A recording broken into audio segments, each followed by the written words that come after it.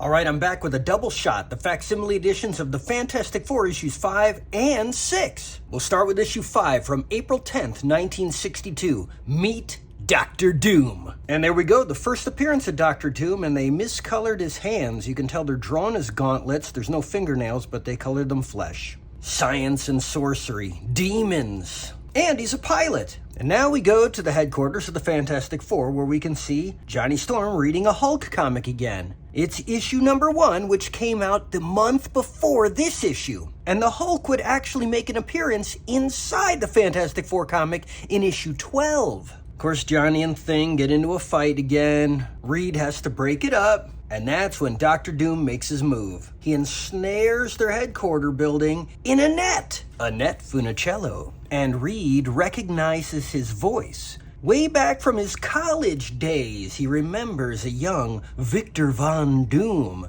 a brilliant young man with evil intentions. The net is inescapable, but Sue will try. And here on the letters page, we have this first letter by a Roy Thomas, future writer, editor-in-chief, and successor to Stan Lee. And this is his first printed letter. I've just subscribed to the FF for 2 years. I hope it runs much, much longer than that. Well, Roy, it did. Back to the FF, Dr. Doom has captured Sue and convinced the other team members to come up into his helicopter and fly off to his fortress. Wow, look at that castle. I love drawing stuff like that back when I was playing Dungeons and Dragons. Ooh, he's got a pet tiger. Man, he's cool. So Dr. Doom tells them his plan. He wants to send them back in time so they can capture Blackbeard's treasure chest and bring it back to him. Yes, he's built a time machine. And check it out. They're back in time, where they conveniently find a stash of clothes and get right into costume.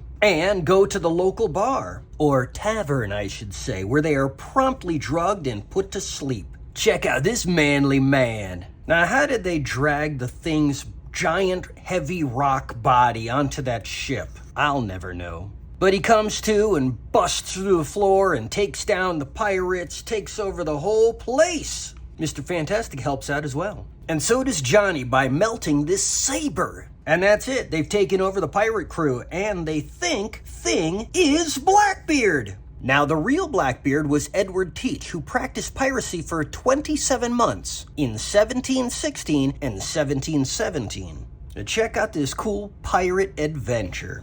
I understand he can stretch, but how does he hold his body up in the air while doing it? Probably with the same strength he needs to carry this entire army of pirates racing across his back, including the Thing carrying the mast of the ship. They don't call me Mr. Fantastic for nothing, son. Well, that's it. Thing Blackbeard wins, and they get the treasure chest, and inside are all these wonderful gems. But Reed says if Dr. Doom wants these, he can't have them. That would be too dangerous. Let's swap them out with these chains. And that's when old Ben Grimm turns on his friends and wants to stay in the past, playing dress-up as Blackbeard. He has them seize Johnny, who's completely soaked from going in the drink and can't use his flame powers yet, and has him wrap up Reed in a sail so he can't stretch his way away. Ahoy, all hands, Twister ahead! And that was it. Boy, that was convenient. It dashed the whole ship and they're all washed ashore, including the treasure chest. But not the treasure. The treasure is now at the bottom of the sea. And check it out, an ad for the Hulk issue number 1.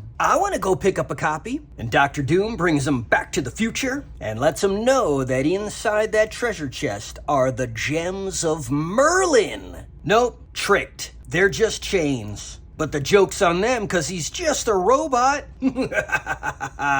Naturally, he's in a hidden room above where he now traps the Fantastic Three. And he sucks all the oxygen out of the room to kill them. But Sue turns invisible and tries to save them, and she does. During which Johnny Storm uses his fire powers to turn water into glass. I don't get that. But it allows them to walk past the alligators safely. Then he torches the whole castle while Dr. Doom takes out his rocket pack and flies away, faster and further than the torch can go, and he makes his escape. The end. Now, those gems of Merlin would resurface later in Dazzler issue 3 in 1981. And we have this cool advertisement for Tiki jewelry and some other stuff. Also out on the shelves this month from Marvel Comics was Kid Colt Outlaw issue 105, Millie the Model issue 109, Linda Carter Student Nurse issue 6, Strange Tales issue 98, and Tales of Suspense issue 31. And that brings us to issue 6 from June 12th, 1962. And you can see Dr. Doom has made his return, and so has Submariner in his red trunks.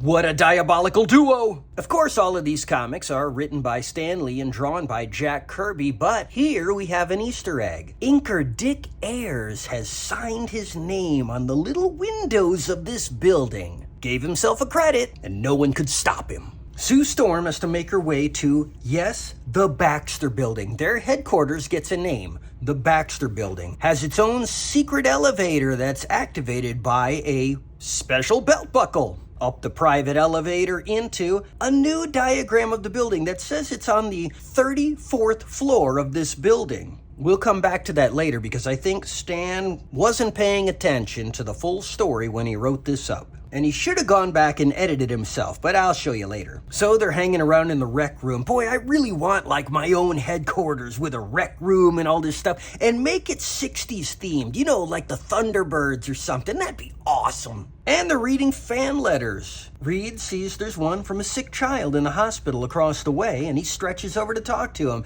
And that gives Stan Lee a chance to explain that the costumes they wear are made out of unstable molecules. Yes, that is the first mention of unstable molecules. An invention by Reed Richards of which all superheroes would make their costumes out of. An element that allows their costumes to mimic the powers of the wearer. And here Johnny reads a letter to the Thing from the Yancey Street Gang. Yes, it is the first mention of the Yancey Street Gang. Right here, he just says he's heard about those guys. Eventually, we would come to find out that he was the leader of that gang when he was young. And that gang actually shows up in issue 15 of the Fantastic Four. But here, Ben twists up this block of titanium steel to send to the gang to tell them, you guys unfold this and I'll come out and congratulate you. Boy, I love these images. I love everything Jack Kirby does. Look at this, just the way he draws Johnny Storm with his little bit larger head to show that he's youthful. And this awesome picture of Namor swimming with the dolphins. Dr. Doom finds him, calls him up to his ship, and they meet for the first time to join forces. Look at this cool bit of coloring where they lit up the side of his robe with a blue. I like that. I'm still weirded out by Namor's red trunks.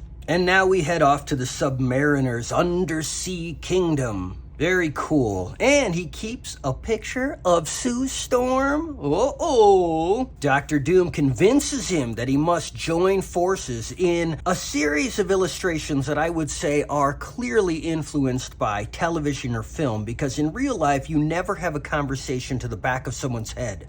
But they always do that on TV, especially soap operas, because both actors or actresses want to be facing the camera with the dialogue. They don't want their back to the camera. Especially when those one camera setups like a television show where you don't keep panning back and forth between over the shoulder shots. But I digress. Love the belt buckle. Letter S, in case he forgets his name. Oh, that's not even his name. Should be a letter N. So Dr. Doom shows off his cool gadget that flies around and lifts heavy objects and brings them here into. He busts it apart into tiny pieces and sticks it in Namor's S buckle. And he flies away. Boy, that is such a classic pose. John Byrne would make that famous on a cover of a Namor issue later on in the future. But now it's time for Namor to infiltrate the Fantastic Four and their headquarters, where Johnny finds that Sue hides a picture of Namor.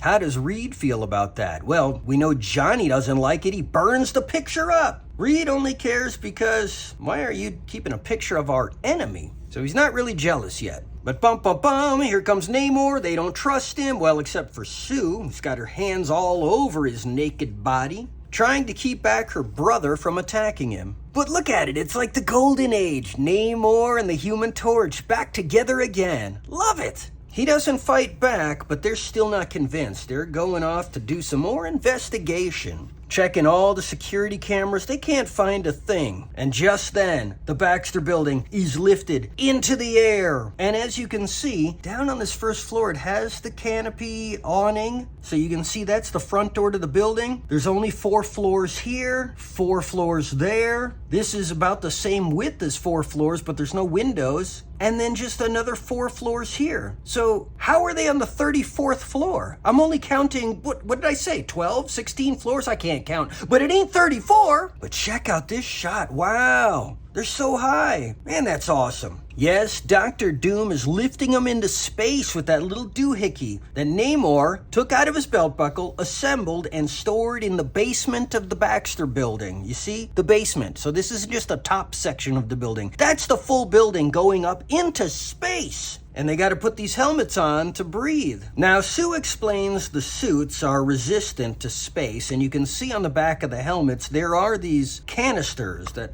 I guess are giving them oxygen. But when you look on the next page, what is the Thing's helmet sealed to, or Namor's helmet? They don't have uniforms. It's just rock and skin, and there's no tanks, no oxygen tanks. In fact, all of them lost their oxygen tanks. And here on the letters page, we get the winner of that prize from issue 4 that the guy sent in a letter and they told him, hey, it's not a mistake. You write us a letter back saying why it isn't and you win a prize. Well, a bunch of people did, and they list all their names. So that's pretty cool. We got a resolution. And what is the resolution, you ask? Well, so the problem, they said, is, hey, when Invisible Woman, Invisible Girl, disappeared while holding the gem, why did the gem disappear? And the writer said, oh, she didn't. It was a Skrull, and he shrunk in size, and so did the gem along with her, and she ran away. I guess that works. So since Doom has turned on Namor because he just groups him in with the Fantastic Four as all of these enemies he must destroy, they let him into their water tank inside the building where he now gains his super strength powers back, launches himself into space, bounces off of the meteors, and catches himself onto Doom's ship, where Doom magnetizes him to the hull. And he punches his way through and tries to rip open the hatch to the driver's seat, I guess. I love this picture. But zzz, he's electrocuted. Doom listens at the door and says, that must be the end of Namor. But no, boom, he gets zapped because Namor absorbed the electric shock and shot it back out like an electric eel. Brah! Very cool. So damaging, in fact, that Dr. Doom has to escape his own ship and fly off into space while holding onto a meteor, never to be seen again. Back on Earth, the Baxter Building just gently floats down to Earth, safe and sound, and Johnny